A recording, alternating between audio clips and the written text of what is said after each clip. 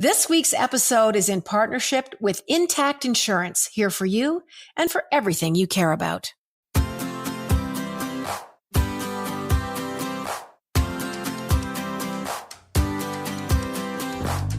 Well, hello there, everyone. What a special edition of the Jann Arden podcast show and variety hour we have for you right now. If you look up Elisha Cuthbert, because that's who we have here today, if you go Google her, have you ever Googled yourself, Elisha? Yeah, briefly. I'm not gonna lie. I think I've seen a few things. Well, Elisha Ann Cuthbert Phaneuf, because that's Dion's last name. You're married to a hockey player. Let's just get that right out of the bag right frickin' now.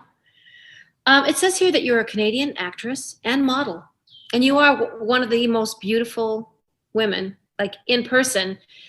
I remember seeing you for the first time in the Jann trailer for season 2, and you were sitting in the makeup chair. You are a stunning looking human. You had no makeup on. You were just starting on the journey to become Liz, which is the character you play in the show. That's the best part. That's the best part, where you go from a blank canvas to like something that is not of yourself, And I don't know if you feel like that. I mean, obviously you're playing yourself, but really not. You're playing a version of, or a heightened version of. Well, I'd like to hear what you think of it, but you get in there and you create this. You get to do this with wardrobe and makeup and hair, and you find this whole new you, which is interesting. Because even if you're playing yourself, you're never really. Because I used to do that with Popular Mechanics for Kids, going back really a long time, and I was myself, and I was hosting this kids show, and it was never really me. Because you're on when the camera's on. So it's a version of yourself. But it's not totally you, but it's it's a really fun process. But you've been acting your whole friggin' life. You were a kid. And the funny thing is that you're from Calgary. You and I are from the same hometown. Yeah. Yes. Alberta girls. And you still have family here. Yeah. A lot of family. Actually all of it. I don't have any family in the US, really. No. So Do you need me to drive by and check in on them? Like, should I throw toilet paper at their front door? How are they doing? Oh my gosh. I was scared for my parents during that whole thing. I mean, less now, because I feel like they've gotten their first vaccines, which is great. And so is my husband's parents. So I'm feeling a little bit more at ease about it all. But man, I just didn't know if they were in a state that they were able to handle it if it hit them. You know what I mean? So I was really concerned more for them than myself. But yeah, it's starting to, the light at the end of the tunnel. I'm starting. Oh, for sure. Yeah. Listen, you're in California right now, correct, Amundo? Yeah.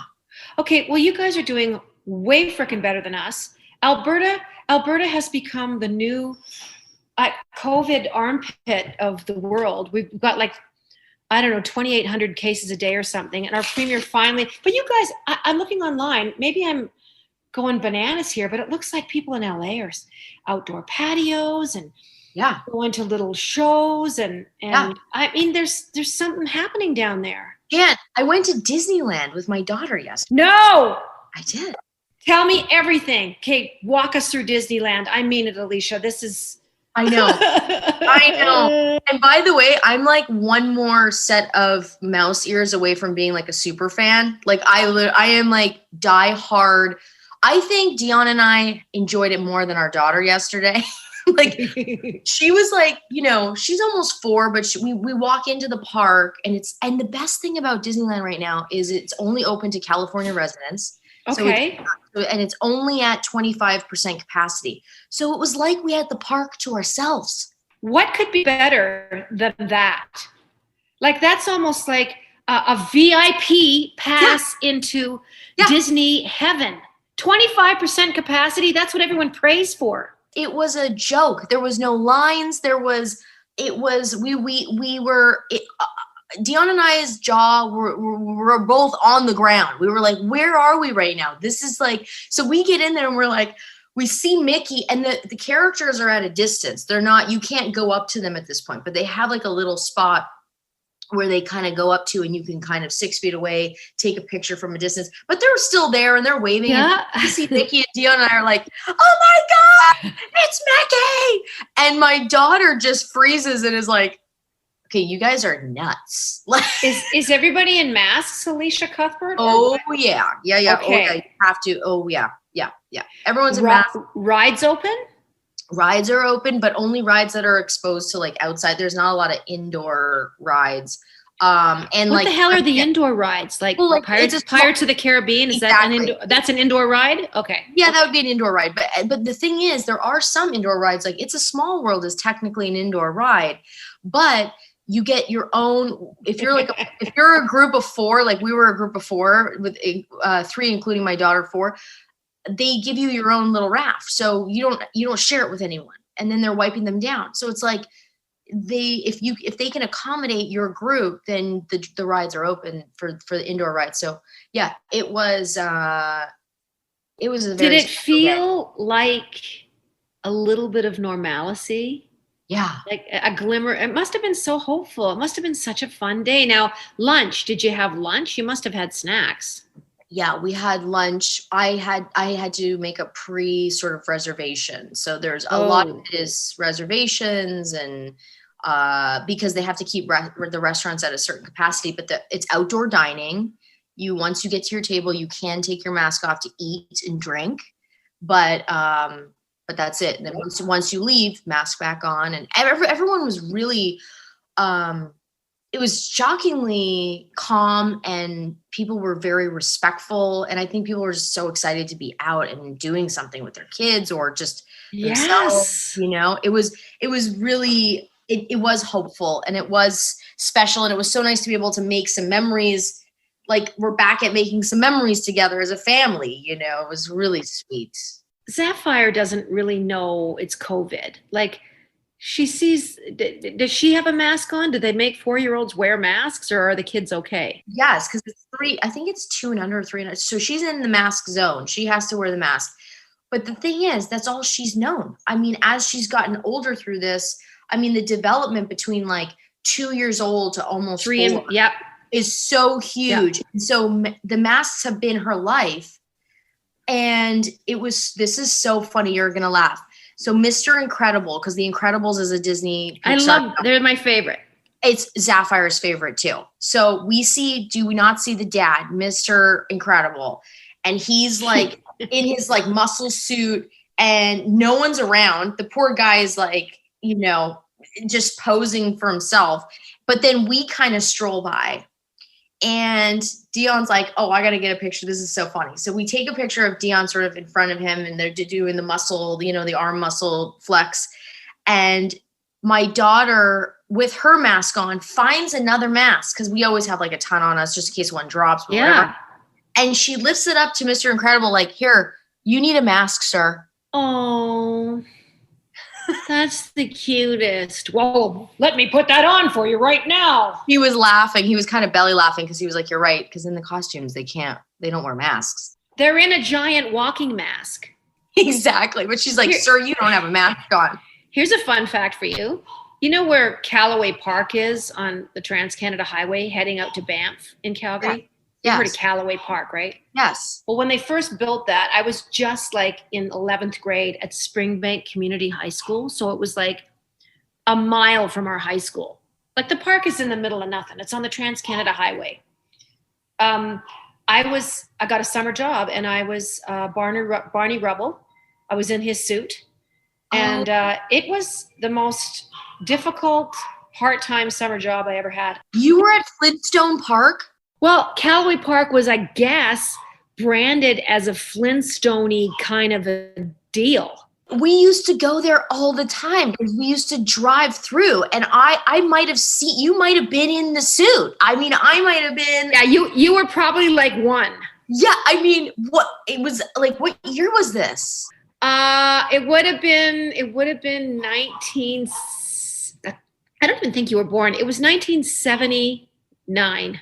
Oh, okay. Damn, because I was probably there like mid 80s. I was still there in spirit, but putting that frickin' suit on, I mean, and peeing, like it's like you have to make sure that you have entirely emptied your body of liquids, and then you put the Barney suit on. And you had these straps, and we weren't allowed to talk to the kids. No, you can't talk. You have to do the mime. You have to do the mime work. I mean, that's like real. That's where your acting started. I mean, my God, there's so many famous people. You're right. There are so many famous people that have worked at Disneyland as characters. It's really crazy. We have to back up to Disneyland. We talk about food on the show. I want to know what you guys ate. What did Dion eat? What did you eat? What did Sapphire eat? Like, this is important to me. You're going to love this. I had an Impossible Burger. They have vegan options at Disneyland. Yeah. I just, why am I getting teary? Why am I got a lump in my throat? You and I would have been sharing Impossible Burgers. I'm telling you. Oh. Now, can you still get a drink at Disneyland? It's alcohol free, isn't it? Alcohol free, but California Adventure, which is the park next to, is they serve liquor. They serve liquor, but you know what? We don't drink there because you know what? You've got the kids, and we live in California, so you're driving back. There's no point. I can understand people that are on vacation, they're staying there, and they just have to stumble back to their hotel room. But you know, when we go, we kind of go for the day. Like it's Anaheim, right? Yeah, it's like 40 minutes from my house. My parents took us there. It was like one of the only trips we ever took. Mom and Dad took us to California. I was 15, and it really was exciting. And the Jaws thing was really big. I think they still have that. When you get in the boat, you drive through, and the freaking giant shark comes out of the water. If you're wondering who we're talking to, and if you're just joining us, we have Elisha Cuthbert, who is a kick-ass actor and an amazing mom, wife, daughter, and we're just going to be talking to her about a whole bunch of stuff. We're gonna talk about liquor when we come back. You're listening to the Jann Arden podcast. It's a world of laughter, a world of tears. It's a world of hopes and a world of fears. There's so much that we share that it's time we're aware. It's a small world after all. Being on tour and on TV, writing books and recording and looking after my dog and trying to do my laundry and running errands and man, sometimes life feels like it just never ends. But I am not complaining to any of you guys because I know you're just as busy as me, if not more so. We all deserve a medal. They could give it out each weekend after we successfully get through another week. Luckily, my pals at Intact Insurance are on the case. When you need to make an insurance claim, they guarantee that within 30 minutes, 1/2 of an hour of answering your call, one of their representatives will start your claim. And that's pretty great. Find out more at intact.ca/claims. Welcome back, everyone. This is the Jann Arden Show. I'm with Elisha Cuthbert. I'm just going to ask you this right out of the gate. You are considered, and I know this is a weird question, but you are considered a sex symbol. And so it's a strange moniker to kind of wrap your head around. And that's something people have hung on you. Yeah. And I'm just wondering, what is your take on that? How do you digest that kind of information? What does it mean to your life? How do you just... Yeah, it changes as I get older, you know. I think when I was younger and got on those sort of, you know, lists of most beautiful people or whatever those are. Yeah. I kind of didn't really think much of it. It sort of just felt like another article or another thing that I was a part of in the press. But as I get older and with social media, there's a little bit more pressure on it because I think when I was younger, I was like, oh, okay.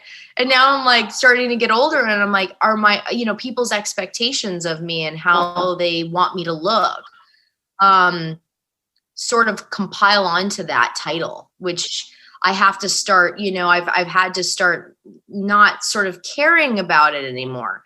Because before it was just sort of like, wow, that's lovely. And now there's that thing of like, well, if I don't look great, you know, people are going to comment on it, you know, especially with social media, you know, because you post something and, you know, I've had people post things and, you know, there could be 10 million great comments, but you end up seeing the one person. Isn't that just how it goes? Justine Bateman wrote a really interesting article. It was like an op-ed piece. Yeah, you probably saw it. Justine Bateman was on Family Ties with Michael J. Fox back in the day. She was really adorable. She was slim and really beautiful, and all those things that go with being a young Hollywood, I guess, starlet. Absolutely. And her piece was about getting older. And when you look at pictures of Justine, she hasn't done anything to her face. She's just been so natural. Yeah, I don't think she tweezes her eyebrows. Like I really reveled in the messaging to people that are getting older, not only in the industry, but just people in everyday life, teachers, doctors. I thought it was really cool. And all women, and a lot of women, for us, we're obviously in the public eye, but even for women that may not be in the public eye, like you said, are looking at people like us as a reference to, culturally what people should look like. Well, they ain't looking at me, I'll tell you that much. Well, yeah, I think they do. I think I looked at you, you did that beautiful cover. What was it last year? Was it Elle, or I forget what magazine it was now, but you did that beautiful cover. And was it the black and white photo? Chatelaine? Chatelaine, yeah, maybe. Chatelaine. It was so beautiful, but so real and so natural. And I just thought, man, like you're just so authentically yourself. And I start looking up to now, a couple years away from 40, to women like you, and less like these young girls that are, on social media. Or does it worry you getting older, Elisha, in Los Angeles? I mean, you're busy. You work constantly, pretty much. I remember seeing like a social media picture of you with your shield, your mask. You were flying across the pond to do a movie in Ireland. Yeah. And those were early days. You're like, yeah, I'm flying over there. But I mean, I know there's tons of protocols and stuff, but as you move forward, women in your profession talk constantly about you hit 40 and all of a sudden all the parts go away. Yeah, well, it's not so much that I've been lucky. I mean, the parts are still here and happening. I'm about to go shoot a movie in Atlanta at the end of this month. And like I said, like you said, I just got back from Ireland and I was the lead in a really great suspenseful horror film. I can't wait to see it. Yeah, called The Cellar, which I'm really excited for people to see. But you know what changes a little bit is your comfortableness in front of the camera. There's things that I worry about now that I never even had to think about when I was. Like what? I think just sort of the way I might position my face in certain, it can't be like, the certain angles, certain ways that you don't have a bad angle. Well, we don't need to see like, 3 chins, we gotta try to. Sometimes I see 4 chins on the Jann show. I'm like, well, there's one. My neck looks like an accordion. And I've kind of gone, you know what? If I want to make this work, I have to let that go. I have to let it go because, listen, you're filming. You don't know where the camera is, and when you're learning all the dialogue, the last thing you can think about is how am I holding my head? How's my shoulder? Yeah. Do I have my boob fat coming out on the right hand side? No, you have to worry about the performance first. But you know what? You got to get really close to your director of photography. Your DP who's in charge of lighting. You got to get really friendly with your cameramen. And, I always have a great conversation with them before we start. And I just say, listen, if there's anything that looks like strange or weird or out of place or, give me a heads up. Oh my God, I had a different technique. I slept with everybody and that wasn't helpful, I guess. I should have called you first. No, you don't have to go that far, but yeah. Yeah. Oh, shoot, Elisha. I mean, that's where your experience comes in. I'm drinking a lot more water. That's another thing. It's like, it's just things like when you get older where it's like, it's just things I didn't have to care about or worry about. I don't remember drinking water in my 20s and 30s and 40s. No. Like, I don't remember having a bottle to go, got to get my 40 quarts in or whatever the hell people are drinking now. No, me too. I'm like, did I make my 3-liter quota today? Like, I drink like 3 liters or more a day. And just so that my face looks half decent. Like, I mean, I'm worried about how much salt is in my food. Yeah, the changing, it does change. And you can't even really identify the day. Whenever I talk to other women about that day where you do look back at yourself from the mirror and you're like, what is that? Yeah. Or and how about if I could say anything to younger women that are listening to this going, I don't get it, I would just say too, do not be hard on yourself, because if you are under the age of 30, you look really good at where you're at, because you're going to look at photographs from that time period that you were hating on yourself, and you're going to look at it and go, man, I look good. Why was I so rough to myself? Yeah. You look back at photographs. Why did I think my arms were weird? Right. And they're like perfection. Why did I think my eyebrows were odd? Yeah. It is something to be said to be in the moment and to be gentle on your spirit. And I think people that are genuinely look more at ease and more comfortable in their skin. You can tell when someone is just not inside of themselves. I know I'm sounding like really esoteric right now, and I don't mean to, but just that discomfort comes out in weird ways because people can kind of be ornery with you and not really supportive of other women. And that stems from this weird idea of themselves, and they just project it on everybody around them. I hate that kind of behavior because it's all fear-based. Yeah, it can be hard, but funny, speaking of the spirit, I just read this morning on like my tea always has these little quotes on the paper, and one of it was like, when you speak to plants, it's actually speaking to the spirit. I love that. Which is really interesting.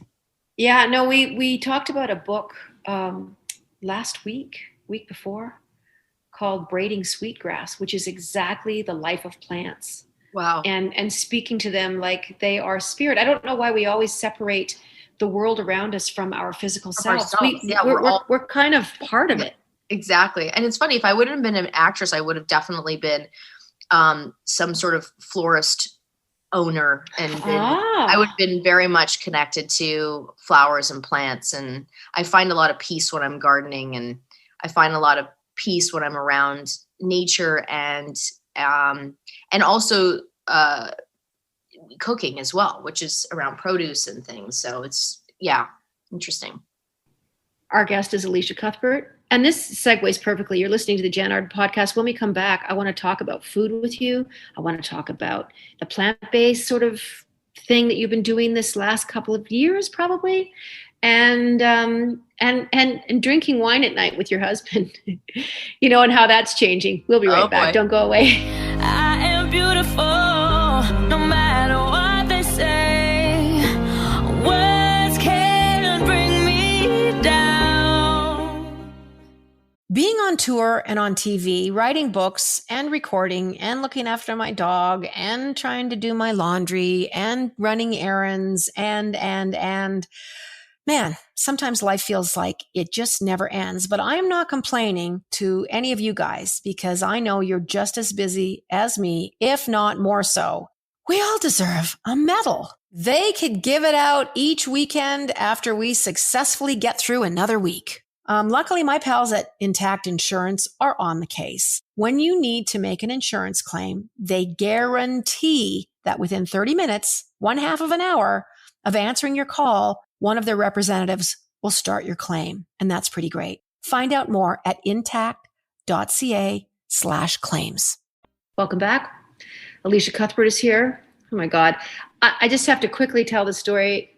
When I met you that first week, I was so excited to meet you. We had talked a few times on Instagram, kind of fired messages back and forth, especially when we found out we were Alberta girls and yada, yada, yada, kind of mutual admiration society. Oh my God, Elisha, you had me laughing so hard. And ironically, it was about the podcast that you did with Anna Faris. Yes.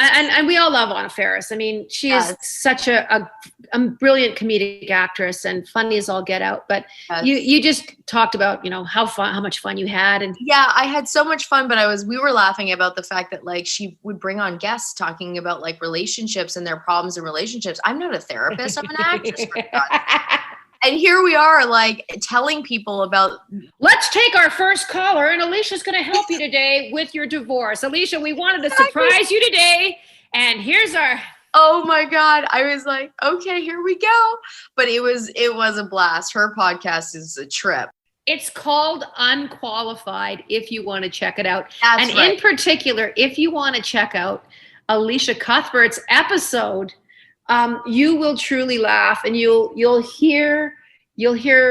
Anyway, I'm going to leave it there. So, yeah, during this whole COVID thing, people have been drinking more. And before we went on the air, you were talking, because of course I was late signing on to my Zoom screen here with you guys. You had been talking to, our engineer Adam, just about alcohol in a time of COVID.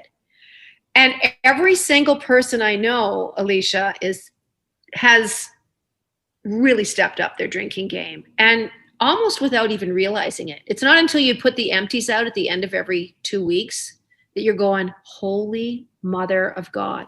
Oh, it's embarrassing. I was like hiding them from the nanny. Like, God, she's gonna think we're nuts. It's like, and it's not even so much of like feeling like it's a problem. I mean, I think there's a lot of people out there that are probably it has escalated to a problem. But if you're like not really a big drinker, we found ourselves every night sharing bottles of wine, going, why are we doing this? And the only reason I could think of was that we were trying to recreate sort of the bar or the restaurant where we would socialize with people. Yep. And we just weren't socializing with any of our friends.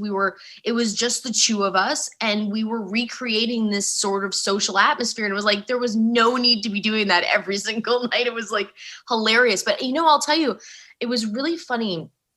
I had to get over this other, and I talked to Dak Shepard, actually, who's sober as well. Yes. We kind of talked about this too, and he said it's actually very common, because I thought I was just nuts.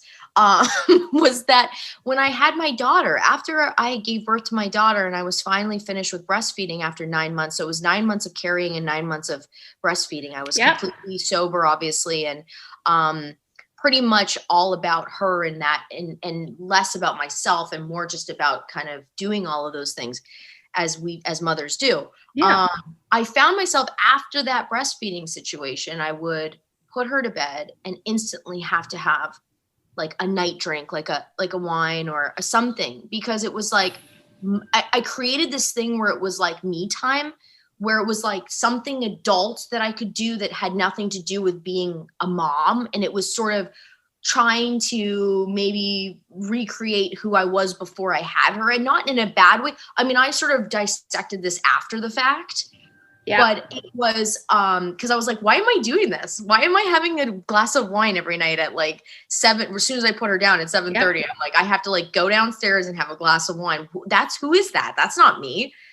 And I started to realize, I think it was like a part of me trying to find the old Elisha, life before. Yeah, my old self. And then at one point I had to realize, it was like, that girl's gone, and there's a new version of yourself that you should embrace and be happy with. Not that I don't drink, but I just felt like I had to I started seeing this pattern, which is really interesting. And I think COVID has done that too. We're trying to find the people we were prior to this virus. We're trying to replicate the social aspect that we used to have. But I commend you, and I think it's so amazing, and what a great time to be sober and not have to go through all that. Well, listen, I was with you on this. There's so much of what you just said that I can relate to, Elisha, because you're talking about putting your daughter down. Well, I never had the opportunity to be a mom. It'll be like one of those regretful things, probably till the day I die. It's just the way it turned out. Yeah. How I didn't get pregnant in my 20s is a whole other set of circumstances. However, that's not what happened. But anyways, when I was looking after mom with memory loss, the Alzheimer's, especially in those last few years, I had help, but I took mom every day that I wasn't on the road from 4 till 8. So hence my book that I wrote called Feeding My Mother, because it was about these hours and the time that I spent with her that was so difficult and just so frustrating. Yes. But gosh, as soon as I walked mom back over to her night staff, because mom and dad's house were 100 yards from my place out here in Springbank. That's right. I had that bottle of wine open faster than you can say. Isn't that wild? And I, as I'm pouring the last drops of the bottle into the glass, and then my mind has kicked into this place already. I'm going to open another bottle. Because now you're drunk. I'm texting and I'm, anyway, my relationship was in shambles at the time, but it was this thing. But I did get to a point where I'm like, I can't do this and function, do my work And I kind of just recognized it. I mean, but my thing was like a way bigger problem than you and Dion will ever face in your lives. Like I had abused alcohol my entire life, but I've been sober now almost 5 years. Amazing. And I can't believe how less inhibited I am, how more open I am with my feelings, with my, I always thought, alcohol, give me a little bit of, it'll, grease me up. And it didn't. It made me not authentic. And I don't know about you, but if you drink like 3 glasses of wine, does it wake you up at 3 o'clock in the morning? No, I get to sleep. Good for you. Did it wake you up? Always. But I never have a good sleep. I never have a real restful sleep.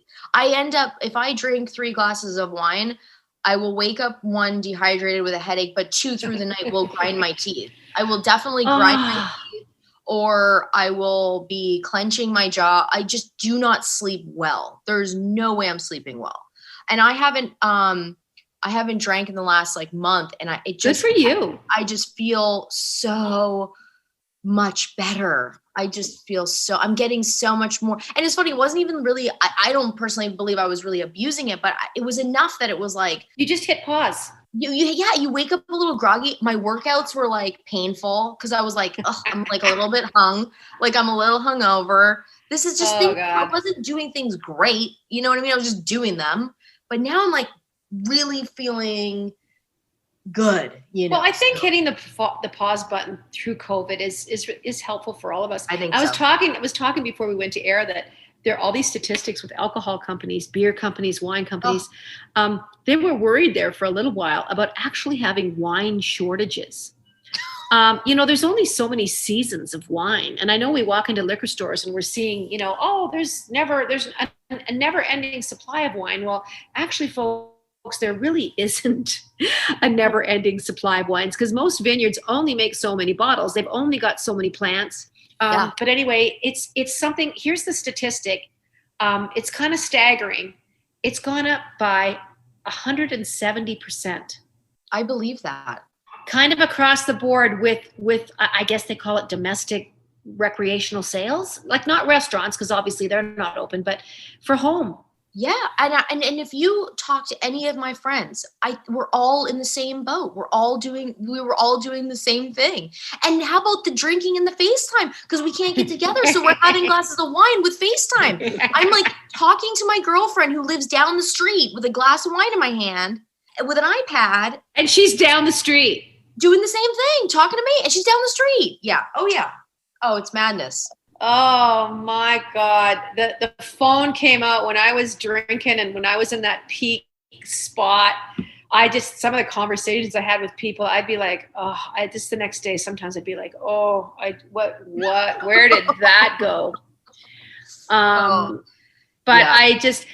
When we come back, I want to cheer people on because I'm going to talk about some of the positive things that Elisha has done. And I want to get back to food because I also want to ask you about your school lunches. What were your school lunches like when you were growing up? You're listening to the Jann Arden podcast. I'm with Elisha Cuthbert. We'll be right back. I want one bourbon, one scotch, one beer, one bourbon, one scotch, one beer. Welcome back to the Jann Arden Variety Hour. You probably missed a lot of the choreography that we've done this show because you can't see it because we're just doing it in our homes, but it's really good. Elisha Cuthbert has been with me today. She's speaking to me from her home in Los Angeles, greater Los Angeles. Yeah. And she went to frickin' Disneyland yesterday. I'm so jealous. I love your improv. You do such good improv. Where did you learn how to improv? I don't get it. From knowing 8 songs in Yellowknife that the band had to play over and over and over again because we had 4 sets to do till 2 a.m. and they're like talking between songs. That's exactly where it came from. Wow. So they can only hear 9 to 5 and Cocaine and ZZ Top so many times. And then you just have to tell stories. And to do it in front of an audience really gives you the confidence to know what works and what doesn't work. Because I'm sure things that work, you can sense what's working obviously with an audience right away. So yeah, when I got on your show, I just was astounded by the fact that you're so incredibly in tune with your improv work. And I just thought, where does that come from? And that makes total sense now. Because it took me years. You inspired everybody on set. We all just watched your takes. Every single time was slightly silly. different, but you gave So silly. you gave the director every single time, and I learned from that. I learned from watching you that week that you were on the show. Awesome. Like, she's doing something different every time, so that they have choices in edit. They have choices every single time out. But just make sure in that because the thing is, you want to give them choices, but really it's more about you as the performer, because what I will say is that it's about picking things and trying things that you think might work, that you believe in, because you also don't want to give them the option to change your character in a way that they can edit it in a different way. So I think it's really important to Stay true to your character. Be true to your character within the comforts of that. And sometimes they can go, oh, that was too big, or that was too much, or hey, can you bring it up a bit? There's always room to play there. That's what I like, to keep the character consistent, which you naturally do. But in that confine, every new take that they give you gives you an opportunity to go bigger or smaller, depending on what you've already accomplished or done. Right. So, but yeah, that's great. I'm glad, because I really felt like, I think when I first started acting, I always thought every performance and every take had to be perfect, and there's no such thing. And that's not art, but I really would do a lot of homework at home and decide what I really felt was true about that scene or that character. And this is what it needs to be. And there was really no freedom in that. And that's really going back a long time ago. I mean, I'm glad I evolved quickly, but I mean, now I'm at a point, like you saw, where it's like, I could care less. I'm going to give this what I want to give it. And then if the director is going to be willing to give me an extra take on it, like, I'm not going to go and do the same thing over again. I'm going to try something completely different. Well, sometimes you get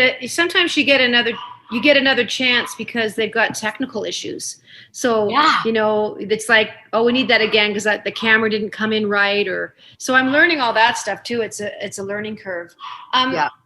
Tell me about just what you've been doing as far as food wise, because everyone has these COVID food stories of how, obviously, we're at home, we're not in restaurants, we're cooking more, we're baking. And you and I talked a little bit about being more plant-based, like when you were on the show. Is that sort of a new thing for you to be going down that road, and what made you shift kind of more into that world? I think it was health reasons. Like, I felt like my cholesterol was getting a little high, and I was like, I think it wasn't crazy, but the doctor was like, what's going on with your diet? And I was like, I guess, I'm eating a lot of red meat. I mean, I was eating a lot of things.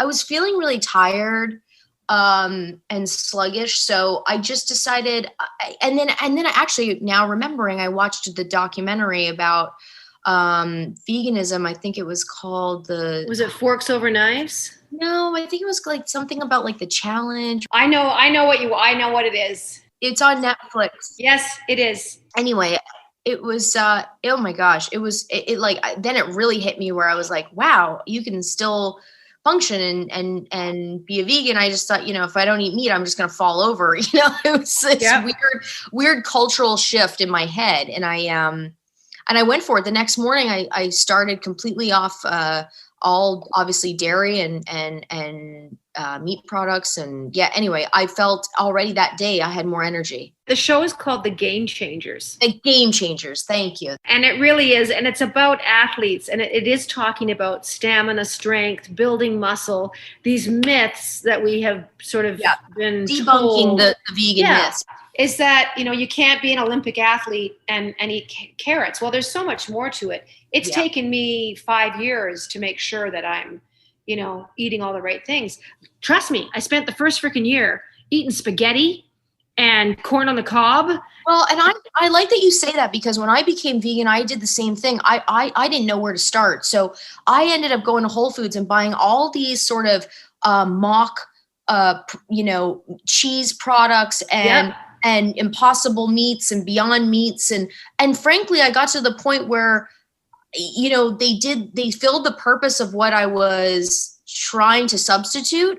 Yeah. But eventually, as I got deeper into becoming a vegan, I didn't need the substitutes. I didn't even really need the cheese or the fake cheese or the fake meat. I mean, I will occasionally, but honestly, I found new ways to cook in the confines of being a vegan. But I will say, so I did vegan for about a year and a half. And just in the last 6 months, I have incorporated some fish. So I have now sort of shifted towards a more pescatarian diet. Well, they call it kind of flexitarian. I know that Right. Michael J. Fox, I keep talking about Michael J. Fox in this episode, his wife, Tracy Pollan, they have a really unique way of looking at it. And it is being moderate and sustainable. And I think it's the Pollan family table is part of her cookbook branding. But I really like their philosophy, because I think in order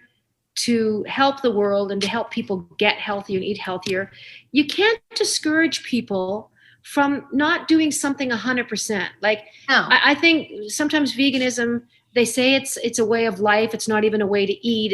It's a living philosophy. I don't find that personally in the way I eat.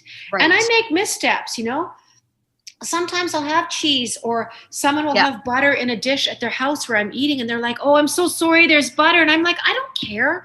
Like, No. I'm not going to do that to you. Yeah, exactly. I am also at someone's home for dinner, and people have asked me that question, and I can be polite. I can also say no if I want to. I very rarely do, because it's not where I'm at in my food journey. Me too. But 95% of the time, I'm on it. Exactly. And I think that's what I had to go full extreme for about a year to really get myself in a mindset of that. And then I was able to loosen up and incorporate, like I said, a little bit of fish, not care if I end up getting a little bit of like non-vegan butter served to me. I'm on the same wavelength as you. And I think if you are doing some great things 90% of the time, I think you're doing really good. For people to swap out and have 1 or 2 plant-based meals a week has such an impact on animals, the planet, your everything. So I always encourage people, good on you, man. If you're feeding your family, something, a meatball product made out of freaking lentils and, chickpeas, and you're putting that on pasta, hooray. Cause I think that's really great. School lunches. I usually ask people, what did you just in the last 60 seconds, would you have good school lunches? What did you get? What was a typical lunch? Not healthy at all. Fruit roll-ups. Wagon wheels. Black Forest ham sandwiches with a Kraft single slice There you go. on white bread, baby, and lots of butter. And fruit roll-up on the side if I was lucky. Yeah. And a little chocolate milk maybe. Throw that in there too. Hey. Listen, we had some really good lunches back in the day. Not what the kids are getting now. Not what the kids are getting now. Well, they're getting those Lunchables. Those you take the cellophane off. Anyway, Adam's given us the roll-up. All right. Elisha Cuthbert, you are such a I love you. You're such a funny, talented, good-hearted, kind person, and you deserve every ounce of success, every accolade. You are a wonderful actor. Can't wait to see what you're doing. And this is the great thing. You're 7 years old? 38. 38. Okay. She doesn't even lie about her age. 38 years old. And I feel like you are just getting started. Oh my gosh. Thank you. Okay. And you were such a mentor to me and have been for a long time. So I adore you and thank you for being a part of my life and being. You're stuck with me now. Oh yeah. We're and you're doing season 4, Elisha, please. Like I know COVID has stopped our plans, but we have plans for Liz. You're listening to me and Elisha, and we're saying goodbye now. So toodly-doo. So we're back for all of you people listening on Spotify or iTunes or wherever you download your favorite freaking podcasts. Elisha and one thing I wanted to ask Elisha about and congratulate her about is that she has been nominated for a Canadian Screen Award for the best guest starring star in a comedy series from the Jann Show. And you seem surprised. I was like, of course you were. You were fan-freaking-tastic. Well, it was just something that was completely off of my radar. I wasn't even like, I woke up that morning when they announced the nominations and didn't even go through. I hadn't even gotten my coffee yet, and I hadn't even gone through emails, and I was like getting all of these notifications from Twitter. Congratulations! I'm like, congratulations for what? And then I was like, wait, is this a joke? Is this a joke? And I was like, this is so wonderful. So I was really, pretty stunned and pretty shocked. And I'm so happy for the girls, the writers on your show, and how amazing that is. Wow. And how is are they getting together? What's everyone doing for the actual awards? I don't know. We haven't even spoken about it. I think, we should probably do some kind of a Zoom call, as you do. Yeah. Put on real pants or, Yes. even a skirt with an elastic waist, I think would be so nice for something like that. Let's go. Oh my God. What did Anne Murray used to call Spanx? Shit. No, a skank. She called them skanks. Oh my God. Anne Murray, Canada's songbird. Yeah, I need to get myself some of those skanks. Is it because she didn't know that they were called Spanx, or was that her fun name for them? No, I think she thought they were called skanks. Skanks. Which is kind of, you do want a skank holding your stomach in. Oh my God. I need to find myself a skank to hold my boobs up. You know what I'm saying? If I don't get that skank to hold this ass up, I don't know what I'm going to do. Oh my God. Listen, there's now Spanx for men. As there should be. I don't know if it holds their balls up or I don't don't understand what they need. Anyway, congratulations on that. I really hope you win. Yeah, you know this whole thing too, where it's like the one that's at the helm, which is you on this show, is really the one that sets the tone and really helps everyone shine.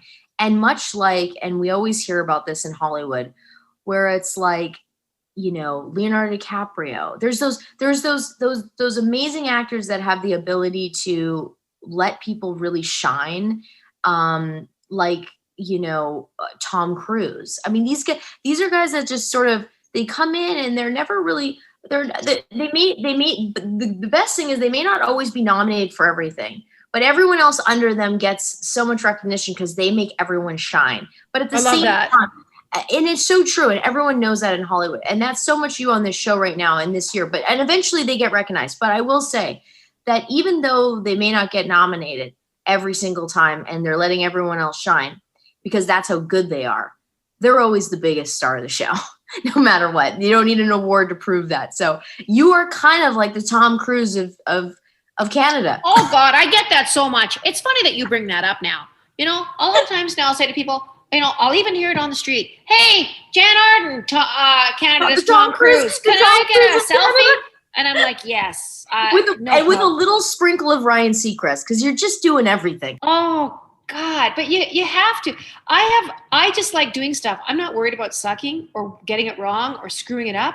No, I like trying things, and I love seeing other people trying things, and just kind of. There's something exhausting about wanting to get it right all the time. It's got to be exhausting. Yeah, and it's funny when you're on the set and you're on the Jann show and you get on set and you see everyone laughing and having a good time. And I told you this when I was there. There's only a few shows that I've gotten a chance to get on that have had that dynamic in those atmospheres where something special is happening and something. The special ranch looked fun. The ranch looked really fun. The ranch was a lot of fun, absolutely. But the ranch was a little bit different in that we were shooting in front of a live audience. Yeah. So we had more of I would imagine I could equate it more to like when you go out on the road and you do your shows. Yep. So but when you're filming those long hours like you guys do when you're shooting a single camera show, it felt like, when you almost live for that small amount of time that you're there. You're living in this bubble together, really. And no pun intended with COVID, but you're living in this bubble together and you're spending so much time together. And if it's not flowing well, it's a disaster. But when it's flowing right, man, is it magic. So you really are making magic over there. And I love to pop in and see it. It's really awesome what you're doing and what everyone's doing. Well, for all you folks listening in the States, Jann, season 1 and season 2, Elisha is in season 2. She's so funny. It's on Hulu. So if you're in the States, go on to Hulu. Like right after you watch A Handmaid's Tale, which is so similar to our show, the storyline. Every time I see Handmaid's Tale, I'm like, are they effing taking our fucking storylines? That's what I think to myself. But yeah, you can go on and see Alicia's award-winning cameos. Award nominated. Oh, sorry. I that was Freudian. But you know what? Hey, let's jump the gun a little. Let's put it. You know what? If we got to put it out there, we got to put it in the universe. There you go. Yeah. I always tell people, they're like, "How many Junos have you won, Jann?" And I'm like, "Well, let's put it this way. I've only lost 17 times." And I sort of leave it up to them. They're like, just sort of that one eye sort of shuts. And I'm like, that's not really what I asked you. But I'm like, but that's, I've only lost 17 times. Nominations. Well, no, I've won 8, but I have lost 17 times. So I've been nominated like 24. Yes. Wow. It's great to lose. I don't mind losing. That is unbelievable. Wow. And I've lost to some good people. Oh, I'm sure. It is so awesome to lose to really excellent people. Where do you put the 8? Where are the 8? They're in my well, I'll show you. Because we can walk in there. We'll just walk in there. Let me just show you where I keep them. I mean, where do you put? Do you have all 8 together, or do you have them like one's in the bathroom, one's in the? No, you have all 8 together. Yes. There they are. On top of your beautiful piano. So those are the older ones, those triangular ones, and then they came. Oh, that's only 6. Okay. Then they came up with these. Whoa. Ones, which are a little different looking. And this year, I don't want to brag or anything, but I'm being inducted into the Canadian Music Hall of Fame because I'm an older woman, and they're just grateful I'm still alive. Wait, apparently, when's that? It's the Junos are. Who knows? I don't know any of these I feel like I gotta be there. I gotta see that. That's so historic. But of course, it's all virtual. But apparently, for this, because it's the 50th year of the Junos, they're putting that one is going inside of the triangular one, so it's a double whammy combo. Whoa! That is madness. So the dude wrapped in silver scarving is going to be sunk inside the resin of the triangular one. Whoa! Oh my gosh, that is going to weigh a ton. But I was supposed to be put in last year, but it got canceled. But I hope they finally give me the goddamn thing so that I can, because if this keeps going on.